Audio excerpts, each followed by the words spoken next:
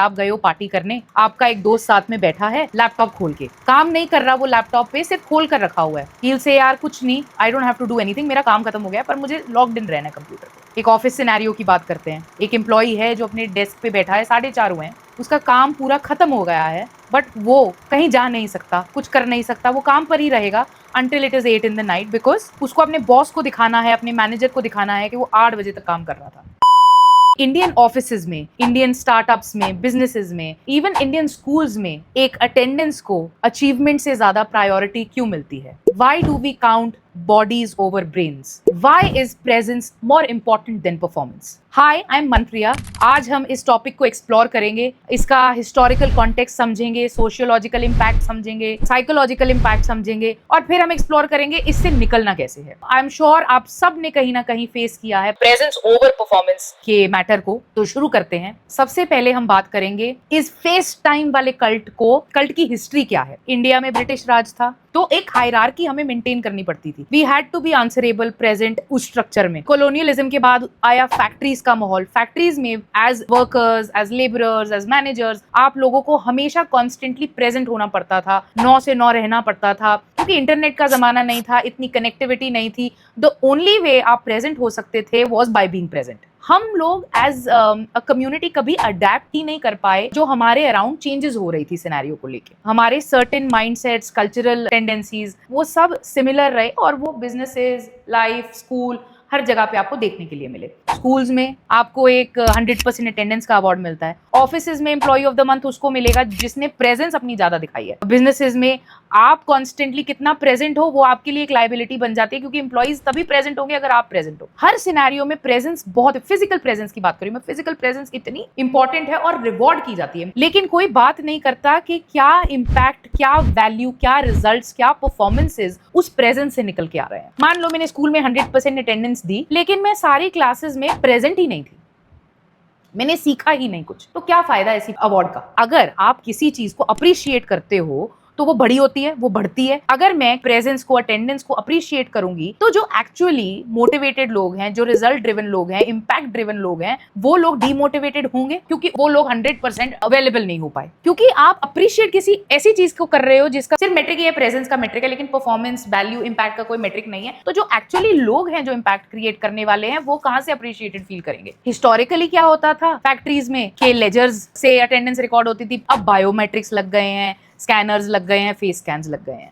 Technological advancement इस चीज में हुई है, बट हमारी एडवांसमेंट सोशियोलॉजिकल, साइकोलॉजिकल, फिजियोलॉजिकल कब होगी? When will we start looking at the value that we can create in 1 hour versus sitting in front of a machine for 8 hours and doing nothing and creating no value. अब ऐसे culture से होता क्या है? आप constantly presence पे focus करोगे कि मैं 8 से 8 अवेलेबल हूँ या रात को अवेलेबल हूँ, उससे क्या होगा? आप थके रहोगे, आप इनफ रेस्ट नहीं लोगे, आप बर्नट आउट रहोगे। Enough research and studies have scientifically shown कि 50 घंटे के बाद आपका प्रोडक्टिविटी डिप होगा। 55 आवर्स के बाद कोई पॉइंट ही नहीं है। एक वेल रेस्टेड, खुश इंसान जो 1 घंटे में काम कर सकता है, वहीं वो बर्नट आउट, दुखी इंसान वो काम शायद 10 घंटे में भी ना कर पाए, क्योंकि आपकी सारी एनर्जी एक परफॉर्मेंस आर्ट करने में निकल गई ना। आप परफॉर्म करके दिखा रहे हो, जी देखो मैं कितना प्रेजेंट हूँ, देखो मैंने ईमेल पे रिप्लाई कर दिया, देखो मैं व्हाट्सएप पे कितनी अवेलेबल हूँ, लेकिन रिजल्ट कहाँ है? परफॉर्मेंस मेट्रिक कहाँ है? वैल्यू कहाँ है? इंपैक्ट कहाँ है? अब इसी सिनेरियो का मैं एक रियल लाइफ एग्जांपल बनाती हूँ जो मेरे साथ हुआ। तो मेरा बिजनेस है, आई वाज यंग, मेरा अपना अभी सेल्फ कॉन्सेप्ट कोई डेवलप नहीं था, तो मेरे को लगा कि जितनी देर मैं प्रेजेंट हूँ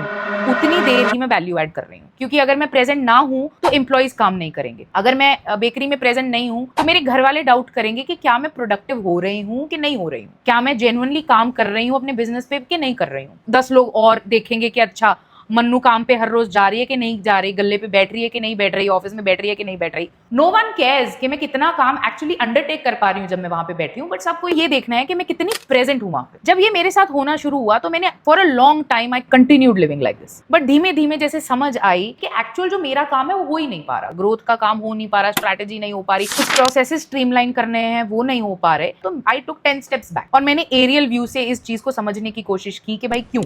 Why is this happening? सबसे पहली चीज जो मैंने देखा मेरे सिनेरियो में हो रही थी और बहुत जगह पे होती है is the lack of trust. पता नहीं ये कॉलोनियल इंपैक्ट है हमारी सोसाइटी के ऊपर कि हम लोग ट्रस्ट नहीं कर पाते, या हमारा गवर्नमेंट स्ट्रक्चर ऐसा है बिकॉज हम we are not provided for unstability बहुत है, इतनी बड़ी पॉपुलेशन है, मे बी उसकी वजह से है कि हम ट्रस्ट नहीं कर पाते। मैं अपने एम्प्लॉइज को ट्रस्ट नहीं कर पाऊंगी कि वो लोग मेरे सर पे बिना खड़े हुए अच्छा काम, सही काम कर पाएंगे। I am sure it's true for a lot of you, और होता भी है कि वो काम नहीं सही करते, बट किसी ने कभी इस चीज को क्वेश्चन नहीं किया कि वो क्यों काम नहीं सही कर पा रहे हैं आपके बिना। आपका लैक ऑफ ट्रस्ट में समझ गई, but why are they not being able to do the work they have been hired for without you standing on their heads. ये प्रॉब्लम है कल्चर की, क्योंकि हम लोग एक फियर ड्रिवन सोसाइटी है, मैंने पहली वीडियोस में भी ये बात की है, हम लोग एक लैक ऑफ ट्रस्ट वाली सोसाइटी है। अब जब ये सारी चीजें इकट्ठी हो जाती हैं तो आपको कभी पता ही नहीं चलता कि कल्चर कैसे सेट करना है, एक माहौल कैसे सेट करना है। अगर मैं अपना बिजनेस चला रही हूँ बिना सर पे खड़े हुए, मेक श्योर करना है लोग काम कर रहे हैं और मेरे को अपना काम करना है जो फ्रूटफुल रहेगा बिजनेस ग्रोथ में, मेरी ग्रोथ में, सबकी ग्रोथ में, तो मुझे क्या करना होगा? मुझे कल्चर सेट करना होगा, माहौल सेट करना होगा ऐसा कि हर एम्प्लॉय समझे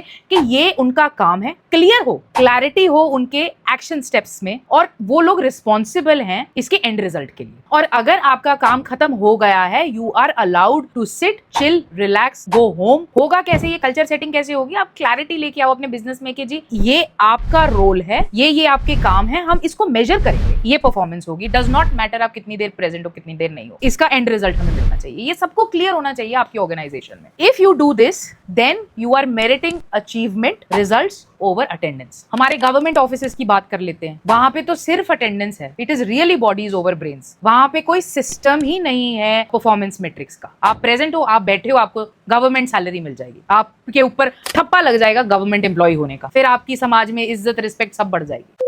ऑन एन इंडिविजुअलिस्टिक लेवल आप कर क्या सकते हो? आप अपनी खुद की परफॉर्मेंस रिपोर्ट बनाओ। आपको पता है जी मेरा ये हफ्ता है, मेरे को ये चीजें करनी है, मैं कुछ चीजों को क्लब करके इस दिन कर सकती हूँ, मीटिंग्स हैं तो एक दिन में क्लब कर लो, घर के चोर्स हैं एक दिन में क्लब कर लो, get done with things and अपना टाइम जो बचेगा उसको रेस्टिंग में, कुछ फ्रूटफुल एक्टिविटी में, सोल को खुश करने में लगाओ। उस टाइम को किसी को दिखाने की जरूरत नहीं है। बहुत टाइम पेरेंट्स का बहुत प्रेशर होता है यार, बहुत प्रेशर होता है कि तुम प्रोडक्टिव हो रहे हो कि नहीं हो रहे। वो बेचारे अपनी फियर से बात कर रहे हैं, उनको डर लग रहा है कि बच्चा हमारा प्रोडक्टिव नहीं हो रहा, जबकि बच्चा तो ऑलरेडी काम कर चुका है 1 घंटे में। और क्या करोगे आप करोगे अपने टाइम को वैल्यू के साथ इक्वेट करोगे, इतनी वैल्यू कितना रिजल्ट जनरेट हो रहा है। You will stop listening and thinking about looking busy, और अपने स्किल्स को इंप्रूव करो। आइडेंटिफाई क्या चीज बहुत टाइम लेती है, it makes you really tired, कैसे आप उस चीज को, उसका टाइम रिड्यूस कर सकते हो। और क्या करोगे? अपने अराउंड ऐसे ही लोग रखो जो इस कल्चर में विश्वास रखते हैं, जो लुक बिजी को डिनाई करते हैं, फेस टाइम को डिनाई करते हैं। अगर आप एक जॉब में हो, अपने मैनेजर और अपने साथ एक गूगल कीप बना लो, ड्राइव बना लो, उसमें लिख लो पॉइंटर्स के ये मेरे असाइन टास्क्स हैं, and when they are done उसको अपडेट कर दो कि ये मेरा डन है। रिजल्ट ड्रिवन हो गया सब कुछ। जब आपने सब कर दिया तो उनसे फीडबैक मांग लो, जी आपको कैसा लगा, मेरी परफॉर्मेंस कैसी लगी एंड ऑल ऑफ दैट। और अगर आप ऐसी जगह पे काम कर रहे हो जिसमें attendance is still a priority even after you communicated these things with your manager, तो प्लीज रीथिंक ऐसी जगह क्या आपको लाइफ में आगे बढ़ने देगी, ग्रो करने देगी। Will this help you? 100%। But a lot of Indian house hold आपने देखा है कि घर पे फादर्स ज्यादा चिड़चिड़े होते हैं काफी सिनेरियोज में। क्यों चिड़चिड़े हैं वो? Because they are burnt out. उनको लगता है कि उनकी presence is equal to efficiency.